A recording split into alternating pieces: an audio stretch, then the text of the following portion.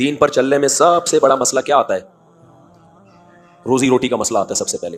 کل کسی نے مجھ پہ اعتراض کیا کہ فلاں مذہبی اسکالر تو پڑھے لکھے ہیں, وہ ان کا تو اصل میں کہیں جاب تھی, وہ چھوڑ کر لوگوں کو دین کی تعلیم دینے کے لیے آئے ہیں, ان میں اخلاص ہے.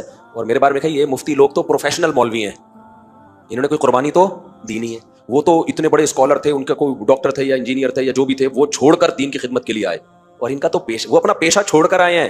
اور میرے بارے میں لکھا ہے یہ جو مولوی ہیں یہ کیا ہیں؟ پروفیشنل مولوی ہیں, ان کا تو پیشہ ہی یہی ہے. بکواس کرنے پر گورنمنٹ کی طرف سے کوئی پابندی نہیں. تو ٹھیک ہے, تم بھی اپنے بچوں کو مدرسوں میں داخل کر لو. ہم جب مدرسے میں گئے تھے تو کیا ہمارا ہمیں تو یہ آیتیں بتائی جاتی تھیں, وما من دابۃ الا علی اللہ رزقها. ہم اپنے بڑوں سے پوچھتے تھے کھائیں گے کہاں سے؟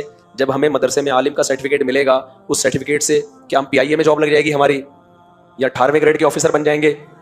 مسجدوں کی تنخواہیں کیا ہوتی ہیں؟ اور میرے سارے رشتے دار مالدار ہیں. بعض دفعہ غریب خاندان کا بچہ ہوتا ہے, وہ کہتے ہیں ویسے ہی بھوکے مرنا ہے تو چلو مولوی بن جاؤ. ایسا نہیں ہے. میرے جو کزنیں ہیں وہ ڈاکٹرز ہیں, اور جو میرے کزن ہیں وہ آرمی میں بریگیڈیئر تک پہنچے ہوئے ہیں. ایجوکیٹڈ فیملی سے ہمارا تعلق ہے, غریب فیملی سے تعلق نہیں ہے. خان موٹرز کا نام سنا ہے سرگودا میں؟ سب سے مشہور خان موٹرز, وہ ہمارے سگے ماموں کی ہے. وہ غصہ ہوں گے میرے بارے میں رپورٹیں کیوں پیش کر رہا ہے. سرگودا میں آپ کسی کو بھی پوچھ لو خان موٹرز تو وہ ایک ہی کا نام آتا ہے, تو وہ میرے سگے ماموں ہیں. تو میں یہ شو مارنا مقصد نہیں ہے کہ آپ چندہ لینے کے لیے آ جائیں مجھ سے.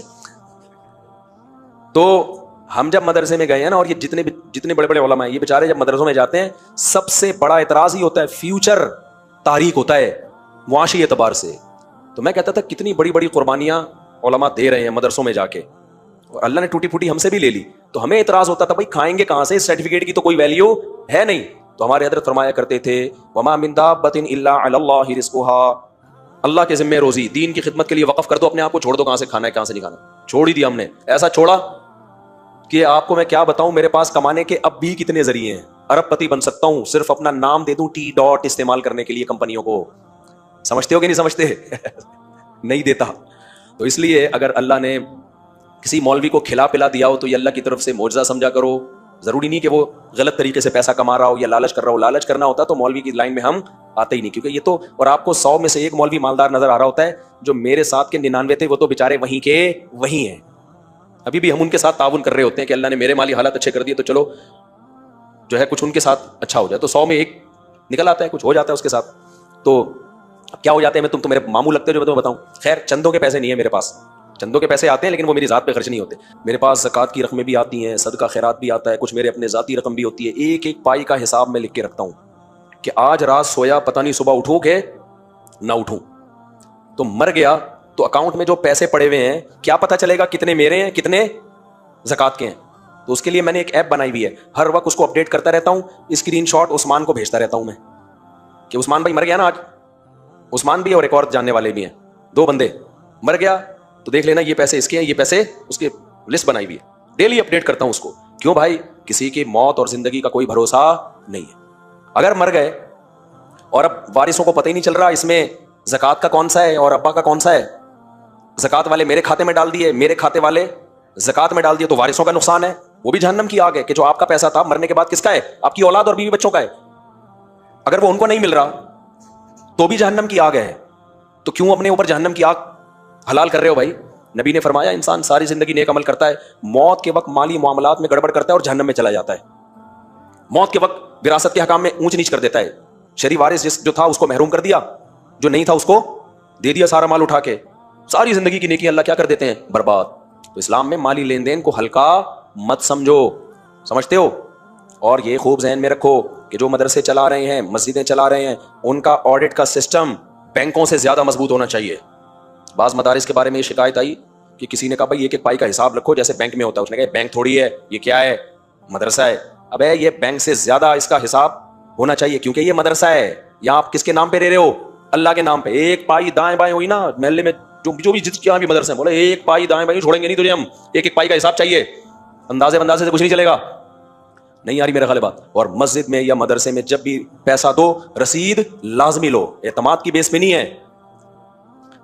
پرسنلی کسی کو زکوٰۃ دے رہے ہو, وہ تو کوئی ادارہ نہیں ہے نا, کسی آپ کو اپنے ماموں پہ اعتماد ہے, ماموں یہ پیسے لے لیں, چاچی کو دے دینا یا پھپھی کو دے دینا, وہ تو آپ جانو آپ کے ماموں جانے. اگر 100% اعتماد ہے تو دے دو, اس کی تو رسید ماموں نہیں دے گا آپ کو بنا کے. یا مسجد کے امام پہ 100% اعتماد ہے, کوئی ان کا ادارہ نہیں ہے, امام صاحب فلاں بیوہ تک آپ پہنچا دیں, یا آپ, لیکن یقین ہو کیونکہ پیسہ جب آتا ہے نا تو اچھے اچھے نیک لوگ بھی آہستہ آہستہ پھسل جاتے ہیں. ایک صاحب پکڑے گئے مدرسے کے, بڑے نیک آدمی, نیک شریف شرفا, پیسہ آیا مدرسے کا, اب طلبہ کو ضرورت نہیں تھی, انہوں نے کہا چلو سال بھر میں دیتا رہوں گا. کیا کیا ہے, وہ کروڑوں روپے بزنس میں لگا دیے کہ چلو فی الحال میں اپنی نیت سے نا قرض لے رہا ہوں, لے کے بزنس میں لگا دیے کہ جب پیسہ آتا رہے گا تو طلبہ پہ تو پورے سال 1 کروڑ روپے خرچ کر لوں گا, باقی فی الحال کروڑ پڑے ہوئے ہیں تو کیا کر رہے ہیں اس سے. یہ کہاں سے حلال ہو گیا میرے بھائی, یہ تو حرام ہے, ناجائز ہے. تو یہ بڑے گڑبڑیں ہوتی ہیں, سب نہیں ایسے ہوتے, لیکن پیسہ آنے کے بعد بگڑنے کے چانسز بہت بڑھ جاتے ہیں. تو میں نہیں کہہ رہا سارے بگڑتے, 100% اعتماد ہے, کوئی ادارہ بھی نہیں ہے تو پھر ٹھیک ہے, آپ کو اعتماد کی بیس پہ دے دیا, وہ تو بیچارہ کہاں سے رسید لائے گا. لیکن جب کوئی مدرسہ تو ادارہ ہوتا ہے نا, مسجد کیا ہوتی ہے, ادارہ. اب مسجدوں کے نام پہ ایسی ڈرامے بازی ہوتی ہے, مسجدیں بننا شروع ہوتی ہیں, مسجد کمیٹی میں 1-2 فراڈی ہوتے ہیں. جب کنسٹرکشن کا کام ہوتا ہے نا, وہ فراڈی پھر دبا کے نوٹ چھاپتے ہیں, یار ہماری مسجد میں شٹرنگ کا کام ہو رہا ہے, یہ ہو رہا ہے, وضو خانہ بن رہا ہے, اتنے پیسے وہاں سے, اتنے وہاں سے, اتنے وہاں سے, اتنے وہاں سے. وہ لوگ دے رہے ہوتے ہیں آنکھ بند کر کے. غلط ہے. بے شک وہ کسی مشہور آدمی کی مسجد ہو, وہ بندہ ٹھیک ہو سکتا ہے, لیکن ضروری تو نہیں اس کے دائیں بائیں گھومنے والے سارے ٹھیک ہیں. جب ایک لا بنا ہوا ہے تو رسید کیوں نہیں لے رہے جا کے بھائی. تو نہ مدرسے پہ رسید کٹوائے بغیر چندہ دو کسی کی داڑھی دیکھ کے, اور نہ مسجدوں میں چندہ دو بغیر رسید کے. کم از کم رسید کے بعد حساب تو ہوگا نا, وہ پوچھے گا تو نا اس سے. تو یہ طریقے ٹھیک نہیں ہے. مالی لین دین میں اسلام بہت سینسٹیو ہے, بہت کیا ہے, حساس ہے. جب آپس کے لین دین کو سورہ بقرہ کہہ رہی ہے کہ لکھو, تو مدرسے کے لین دین کو لکھنے کا نہیں کہہ رہی ہوگی. بہت دھندے چل رہے ہیں اب ہمارے ملک میں اس طرح سے. خیر, تو میں جلدی سے ابھی آیتوں کی طرف آتا ہوں. تو اللہ نے فرمایا وَأَنِ اسْتَغْفِرُوا رَبَّكُمْ, قرآن کا پیغام ہے اپنے رب سے کیا کرو, توبہ استغفار کیا کرو. دیکھو اللہ کو جیسے گناہ سے نفرت ہے نا, اسی طرح گناہ کر کے آنسو بہانا اس پہ اور اللہ سے معافی مانگنا, اس عمل سے جتنی گناہ سے نفرت ہے, اس عمل سے محبت بھی اتنی ہے. سمجھ میں آ رہی ہے بات. ایک آدمی سے غلطی ہو گئی, اللہ کا غضب قہر جوش میں آتا ہے, توبہ کرے گا نا تو جتنا غضب اللہ کا ہوا تھا نا, اتنی ہی کیا ہو جائے گی, رحمت. بہت سے لوگ کہتے ہیں کہ ہم گناہ کرتے ہیں, پھر توبہ کرتے ہیں, پھر گناہ ہو جاتا ہے, پھر گناہ ہو جاتا ہے. بھائی غلط ہے, نہیں ہونا چاہیے گناہ, لیکن ہو رہا ہے تو جب بار بار گناہ کروا رہا ہے شیطان, اور اس کام سے شیطان خوش ہوتا ہے, تو شیطان کو ناراض کرو نا. وہ بار بار توبہ سے کیا ہوتا ہے, بولو, ناراض ہوتا ہے. دیکھو آپ کے منہ پہ ایک دشمن آیا, اس نے ایک کھینچ کے تھپڑ لگا دیا, اس عمل سے کون خوش ہوگا, آپ کا, بولو, دشمن. آپ نے کہا میرا دشمن خوش ہو گیا ہے, تو دشمن کو خوش کرنے کا حل کیا ہے, دشمن کو ناراض کرنا. یہی ہے کہ نہیں ہے. کیا ہو گیا بھائی جان, دشمن جس عمل سے خوش ہو رہا ہے تو آپ کو اس عمل سے تکلیف ہوگی نا. تبھی تو یوٹیوب پہ بیزتی چل رہی ہے, سوشل میڈیا پہ وہ اس کی بیزتی کراتا ہے, جواب میں وہ اس کی بیزتی, فیس بک پہ ایک اسکالر ایک کی بیزتی کراتا ہے, وہ جواب میں, آج کل ٹی وی میں 2 اسکالر ایک دوسرے کی بیزتی کھیل رہے ہیں. ٹی وی میں رمضان میں جو تماشے ہوتے ہیں نا, پتہ ہے کیا ہوتے ہیں, چند مختلف مسلکوں کے اسکالر کو بٹھا کے بیزتی کھیلتے ہیں آپس. بچپن میں ہماری جو چھوٹی بہنیں کزنیں وزنیں آپا کھیلتی تھیں. آپا سنا ہے آپ نے یہ لفظ, آپا. ایک اس میں نانی بن رہی ہے, کوئی دادی بن رہی ہے, کوئی بیٹا بن رہا ہے, کوئی ابا بن رہی ہے, کوئی جیسے بچیاں نہیں کھیلتی گڑیا بنا کے پھر گڑیا کی شادی, تو اس کو کہتے تھے آپا کھیلتے ہیں. کوئی آپی بن جاتی ہے, کوئی کیا. تو ایسے ہی ٹی وی چینلز میں رمضان میں مختلف مسلکوں کے لوگوں کو بٹھاتے ہیں. ان میں اکثر وہ مضبوط نالج والے ہوتے نہیں ہیں, اکثر یہ بھی ہوتا ہے, 100% اکثر ایسا ہوتا ہے کہ مضبوط نالج نہیں ہوتی, یا ہوتی ہے تیاری نہیں ہوتی.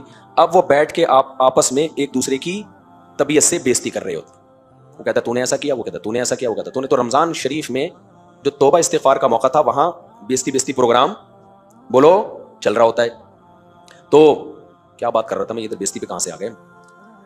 ہاں, تو وہ بیزتی کیوں کر رہے ہوتے ہیں, ایک اسکالر نے دوسرے کی بیزتی کی ہوتی ہے, اس کو غصہ آنا اس کا حق ہے, بھائی تو نے جب میری انسلٹ کی ہے تو جواب میں بھی کیا کروں گا, اتنی ہی انسلٹ کروں گا. تو یہ انسان کی نیچر ہے, جب اس کو کسی سے غصہ آتا ہے نا, وہ دیکھتا ہے اس نے میری بےزتی کی, تو کہتا ہے میں بھی اب اس کی کیا کروں گا, اتنی ہی بیزتی کروں گا. تو بھائی آپس میں مت لڑو. کس سے لڑو, شیطان سے. شیطان آپ سے گناہ کرواتا ہے, ایسے جیسے رکھ کے اس نے کیا مار دیا آپ کے منہ پہ, تھپڑ. تو آپ کو بھی چاہیے کہ جواب میں آپ بھی رکھ کے کیا مارو, تھپڑ. تو پہلے تھپڑ کا علاج اس تھپڑ سے ہوگا, آپ کو کی تکلیف ختم ہو جائے گی. آپ بولو کہ اگر اس نے میری بےزتی کی ہے تو کوئی بات نہیں, میں نے بھی تو اس کی بےزتی کی ہے. تبھی جب لڑائی ہوتی ہے لوگ بتا رہے ہوتے ہیں اس نے تجھے ایک مکہ لگا دیا, تو نے کھا لیا, تو آپ جواب میں کہتے ہیں ابے دیکھا نہیں میں نے بھی کیسا رکھ کے لگایا. لوگ کہتے نہیں ہیں ابے تجھے اس کا چمٹا تو یاد ہے, میں نے جو آپس رپلائی کیا تھا وہ نہیں دیکھا, ابھی تک اس کے منہ پہ نشان ہے.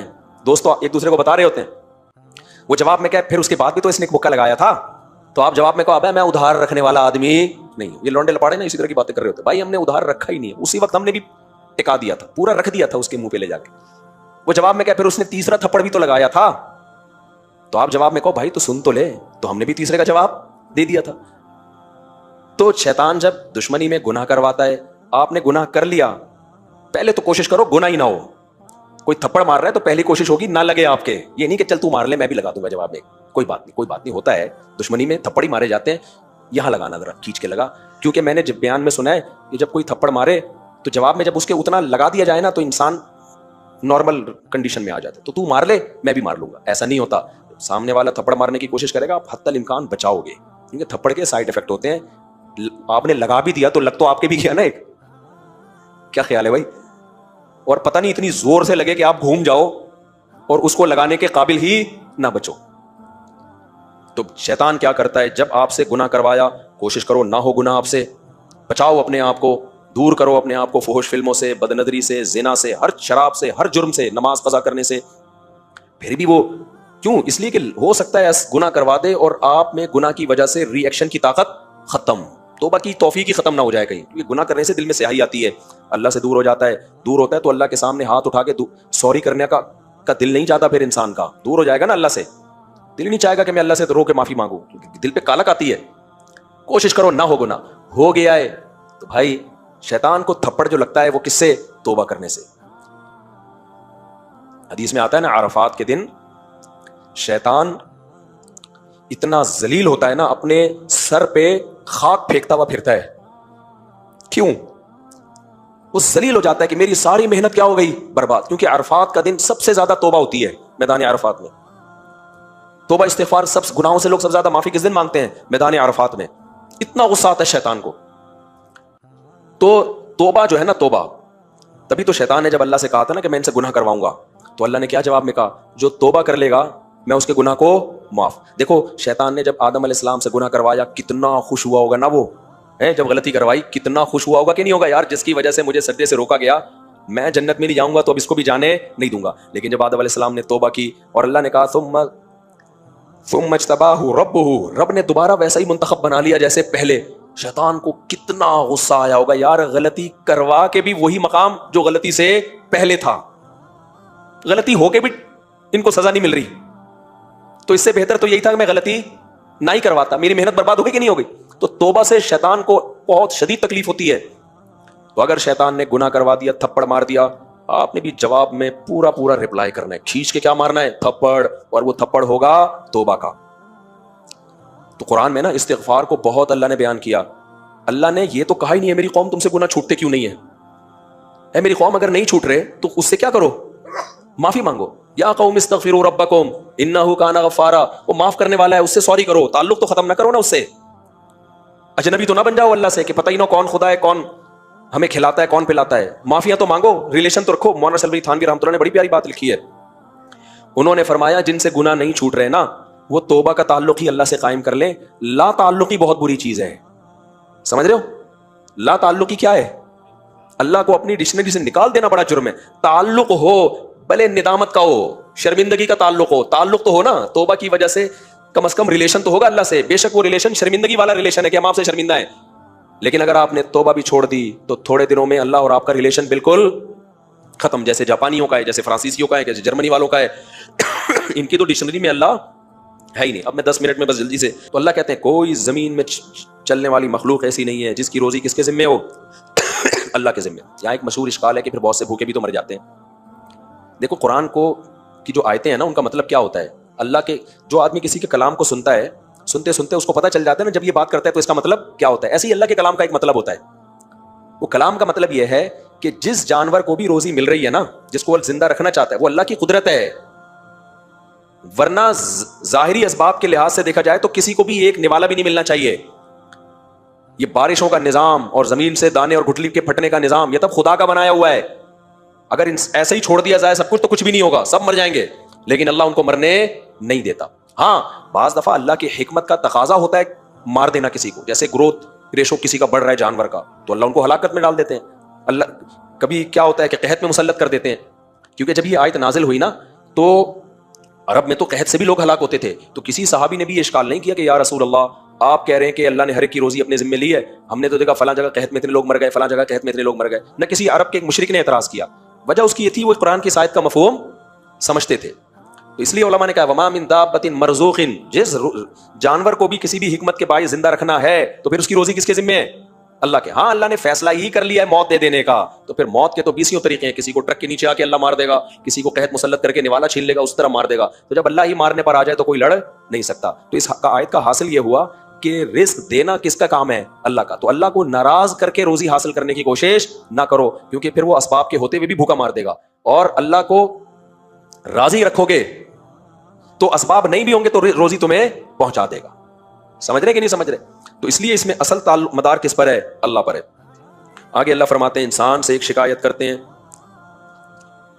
وَلَئِنْ أَذَقْنَا الْإِنسَانَ مِنَّا رَحْمَةً, اللہ فرماتے ہیں ہم انسان کو خوشیوں میں رکھتے ہیں, نعمتوں میں رکھتے ہیں, بڑے مزے سے زندگی گزارتا ہے, کہتا ہے اللہ کا دیا میرے پاس بہت کچھ ہے. اور اس میں اس کا مقصد شکر کرنا نہیں ہوتا, اترانا ہوتا ہے.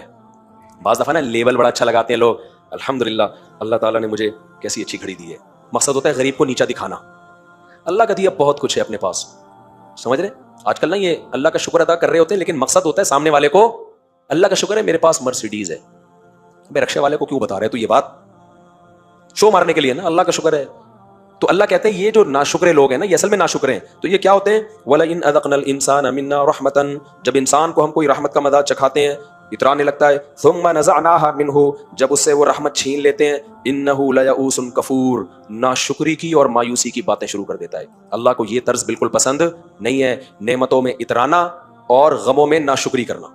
غموں میں ناشکریاں کیسے ہوتی ہیں؟ ایک صاحب تھے نمازی, ان کے بچے کا انتقال ہو گیا, چھوٹے بچے کا. بڑی اللہ رسول کی باتیں کرتے تھے. ایک دن میں ان کے پاس گیا, میں نے کہا آپ کے بچے کا, بہت پرانا واقعہ 25-30 سال, کہتے ہیں یار میرے بچے کا انتقال ہو گیا, اللہ کو پتہ نہیں میں ہی ملا تھا, میرا ہی بچہ مارنا تھا, اس قسم کی باتیں. میں نے کہا آپ تو نماز پڑھتے ہو, آپ ایسی ناشکری کی باتیں کیوں کر رہے ہو؟ کہہ رہے نہیں خود سوچو یار, اتنے سال میں نے اس کو پالا اور یہ ہو گیا وہ ہو گیا. تو بہر خیر کچھ نہیں کہا, ایسے آدمی کو کیا نصیحت کرے انسان. تو آج کل یہ ناشکری کی باتیں زبانوں پہ عام ہیں. بھائی نعمت ملی ہے اللہ نے دی ہے, بھائی بھیک میں ملی ہے, ہمارا کمال نہیں ہے. چھن گئی, چھینی کس نے ہے؟ اللہ نے. تو وہ ہمارا دشمن تو ہے نہیں. جب دشمن نہیں ہے تو بھائی اسی میں ہماری کیا ہوگی؟ خیر ہوگی, صبر کریں گے. ابھی میں بیماری چل رہی ہے نا, بہت لمبی ہو گئی ہے. کل میں بہت ٹینشن میں آ گیا نا, بخار بھی تھا اور درد بھی جسم میں. میں نے کہا یار ٹھیک ہی نہیں ہو رہے. اپنے آپ سے میں باتیں کر رہا ہوں, یار کچھ زیادہ ہی لمبا ہو گیا یہ بیماری میری, ٹھیک ہی نہیں ہو رہے. اینٹی بایوٹک کا کورس بھی ہو گیا, سب کچھ ہو گیا, ٹھیک ہی نہیں ہو رہے. پھر میں نے بیٹھے بیٹھے اپنے آپ کو پتہ کیا تسلی تھی, میں نے کہا زیادہ سے زیادہ کیا ہوگا, مر جائیں گے. اپنے آپ کو میں نے سمجھا اس سے زیادہ کچھ نہیں ہوگا, تمیز سے بیٹھے رہو, جب اللہ کو ٹھیک کرنا ہوگا ٹھیک کر دے گا آرام سے. تو ایسے ہی چل رہے ہیں, اب کافی ٹھیک ہو گیا اللہ کا شکر, یہ سوچ کے ٹھیک ہو گیا. تو یہی سوچا میں نے کہا کیا ہوگا, آواز بیٹھ جائے گی تو اور بند ہو جائے گا گلا, تو کب تک بند ہوگا, تو پھر بند ہوتے ہوتے یہ ہو جائے گا, پھر وہ ہو جائے گا, پھر وہ ہو جائے گا, بالآخر ہاسپٹل میں ایڈمٹ ہو جائیں گے, نلکیاں لگ جائیں گے, بالآخر انا للہ و انا الیہ راجعون. اینڈ تو یہی ہے نا, اللہ نہ کرے ایسا ہو جائے, کوئی فرشتہ آ کے بولے اچھا یار مجھے تو پتہ ہی نہیں تھا یہ آپشن بھی ہے, اللہ صحت دے دے. لیکن زیادہ زیادہ یہی ہوگا نا, تو بھائی چھوڑ دو اللہ پہ. انسان پتہ کیا سوچتا, ہائے میرے بچوں کا کیا ہوگا, ہائے میرے فلانے کا کیا ہوگا. بھائی اللہ سے لڑ نہیں سکتے. ہم جو کر سکتے ہیں زندگی میں ان کے لیے کرو, جو ہمارے بس میں نہیں ہے اس میں غم مت کرو. ہاں اپنی زندگی میں ان کے لیے آپ کچھ نہ کرو کہ مر گئے تو بیچارے روڈ پہ گھومتے پھر رہے ہیں, یہ غلط ہے. جو آپ سے ہو سکتا ہے آپ کے بس میں وہ کر کے جاؤ, ہر وقت تیار رہو, کسی بھی ٹائم پہ کوئی بھی بندہ. اور کراچی میں تو بھائی بغیر بیمار ہوئے مرنے کا ریشو زیادہ ہے. اتنے ڈاکو ابھی دیکھنا عید کی راتوں میں تو یہ دھوم مچی ہوگی, ڈاکو ابھی رائفلیں اپنی صاف کر رہے ہیں. رمضان کے آخری عشرے میں عید تو ڈاکوؤں کی ہوتی ہے, جنازے اٹھتے ہیں آخری عشروں میں. ابھی ہمارے جامع رشید کے ایک استاذ کو ڈاکو نے گولی ماری ہے, جوان ینگ استاذ. اور ابھی دیکھنا حکومت 27ویں رات میں نا دعاؤں کے بجائے بد دعائیں زیادہ کرو. جب ختم قرآن کا موقع آئے گا نا, ان حکمرانوں کے خلاف جنہوں نے ہمیں اس عذاب میں ڈالا ہوا ہے, ان بدبختوں کے خلاف, جس کے گھر میں جوان موتیں ہوتی ہیں, اس سے پوچھو اس کے بچوں پہ کیا گزرتی ہے, اس کی بیوی پہ کیا گزرتی ہے. اتنی موتیں ہوتی ہیں کراچی میں رمضان میں اور رمضان کے آخری عشرے میں, کیونکہ لوگوں کے جیبیں بھری ہوئی ہوتی ہیں, شاپنگ کر رہے ہوتے ہیں. ڈاکوؤں کا راج ہوتا ہے, حکمرانوں کو اس سے کوئی غرض نہیں ہے. چند سال پہلے رینجرز کو اختیارات دے دیے گئے تھے ڈاکو کو شوٹ کرنے کی, کراچی میں فوراً کیا ہو گیا تھا, امن. گورنمنٹ اگر آج بھی رینجرز کو مکمل اختیارات دے دے کہ ڈاکو نظر آئے جان سے مار دو, 3 دنوں میں کراچی میں امن ہو جائے گا. لیکن گورنمنٹ کبھی بھی یہ کام نہیں کرتی. کیوں نہیں کرتی؟ شاید ان کے اپنے بندے بھی اس کام میں ملوث ہوں. یہی ہوگا, کہتے ہیں ہم کیوں رینجرز کو, میں رینجرز جب بھی بات کرتا ہوں کہہ رہے ہیں گورنمنٹ ہمیں اختیارات ہی نہیں دیتی ہے. تو اب خیر یہ کیا قصے ہم تراویح میں لے کے بیٹھ گئے. تو بس جلدی سے بات کو سمیٹ کر ختم کرتا ہوں. اللہ فرماتے ہیں اگر کوئی غم پہنچتا ہے انہ لیئوس کفور، یہ مایوس بھی ہوتا ہے اور ناشکر بھی. سورہ ہود اگر آپ کو قرآن آتا ہو نا عربی میں، خدا کی قسم سننے سے کلیجہ پھٹنے لگتا ہے، اتنی اس کی آیتوں میں ایسا تناسب ہے. کسی اچھے قاری کی آواز میں سورہ ہود ترجمہ سامنے رکھ کے سنا کریں، بہت مزہ آئے گا. بس 2-3 آیتیں میں پڑھ لیتا ہوں. اور اللہ کہتے ہیں وَلَئِنْ أَذَقْنَاهُ نَعْمَاءَ بَعْدَ ضَرَّاءٍ، اللہ کہتے ہیں پھر اگر ہم غم اس سے دور کر دیں، پہلے تو بڑا روتا ہے اللہ اس عذاب میں ڈال دیا، مجھے نکال لے مجھے نکال لے. اللہ کہتے ہیں پھر ہم جب دوبارہ اس کو خوشی دے دیتے ہیں لَيَقُولَنَّ ذَهَبَ السَّيِّئَاتُ عَنِّي إِنَّهُ لَفَرِحٌ فَخُورٌ، پھر شیخیاں بھگارنے لگتا ہے، پھر کیا کرتا ہے اترانے لگتا ہے، اور اپنے رب کو جو غم میں تھوڑا بہت رب یاد بھی آ رہا تھا نا، اس رب کو بھول جاتا ہے. یہ انسان کی کیا ہے حالت ہے. تو اللہ فرماتے ہیں الا الذین صبروا، ہاں جن کی طبیعت میں صبر ہے، وعملوا الصالحات، جو اچھے اعمال کرتے ہیں، اولئک لہم مغفرۃ واجر کبیر. ان کی یہ کنڈیشن ہے، نہ یہ خوشی میں آپے سے باہر ہوتے ہیں اور نہ یہ غموں میں کنٹرول سے باہر ہوتے ہیں. کسی کے گھر میں دینداری کا اندازہ لگانا، ان کے گھر میں میت سے لگا لیا کرو اور شادی سے لگایا کرو. شادی میں خوشی ہوتی ہے اور میت میں کیا ہوتا ہے غم. کسی قوم کو دیکھنا ہونا یہ کتنا پجامے میں ہے یا پجامے سے باہر ہیں. تو جو شادیوں میں دنادن اچھل رہے ہیں نا، ڈھشیوں کلابازیاں کھا رہے ہیں، یوں کر رہے ہیں یوں کر رہے ہیں، یہ سوچ کے کیا ہیں؟ یہ ایسے بتا رہے ہیں جیسے دنیا میں ہمارے یہاں ہی شادی ہوئی ہے، باقی تو پتہ نہیں بلوٹوتھ سے پیدا ہوئے ہیں بچے، یہ کیا ہوا ہے. میں ایک جگہ گیا کہ نکاح پڑھانے، میں نے ان کو پہلے کہا غیر شرعی شادی میں نہیں جاؤں گا. میں گیا ہوں تو 1 گھنٹہ لگا بارات کو پہنچنے میں، وہ ٹھیوں کیا ہو رہا ہے، اتنی بڑی ٹینشن. یار میں نے کہا تم لوگوں نے کیا کہا، اگر ہم نے اس طرح سے کی ہوتی تو ہم تو ایک ہی پہ آ کے پھنس چکے ہوتے. اب تو کیا ہو رہا ہے، دولہا گانے سنا رہا ہے دلہن کو شادی میں، دلہن اس کے ساتھ آ کے بیٹھ رہی ہیں اور سارے مکس گیدرنگ ہے، لڑکے لڑکیاں مکس ہو رہے ہیں. چھوڑ دو یار چھچورے پن کو، کیا کرو بس کرو بس کرو. تو شادی میں اللہ کی حدود سے کراس کر جانا یہ اس کی علامت ہے کہ دینداری بولو نہیں ہے. آپ کو جب پہلی دفعہ کو خوشی ملی ہے، اس سے پہلے آپ نے کوئی خوشی کبھی دیکھی نہیں ہے، آپے سے باہر ہو جاتے ہیں. اور غم میں بھی ایسا ہی ہے، میت ہوتی ہے تو وہ جو رو رہے ہیں ہاں ہو، ایسے پروگرام چل رہے ہیں باقاعدہ رونے کے. کل کسی نے بڑی اچھی ایک ویڈیو بھیجی، نہیں شیئر بتاؤں گا آپ کو، پھر وہ غلط ہو جائے گا. اچھا خیر، وہ لوگ سمجھ جائیں گے کس کی بات ہو رہی ہے. خیر، تو ہم نے علماء کے بزرگوں کی صحبت اٹھائی ہے، ان کی خوشیاں بھی دیکھی ہیں اور ان کے غم بھی دیکھی. خوشیاں بھی چہرے سے خوشی کے آثار جھلک رہے ہوتے ہیں، حدود میں رہتے ہیں اور دل سے خوش ہوتے ہیں. اور جب غم ہوتا ہے، ہمارے نبی کیسے خوش ہوتے تھے، حتی اذا سر استنار وجہہ کأن وجہہ قطعۃ قمر. حضرت کعب بن مالک کی توبہ قبول ہوئی نا، ہمارے نبی کے چہرے پہ خوشی.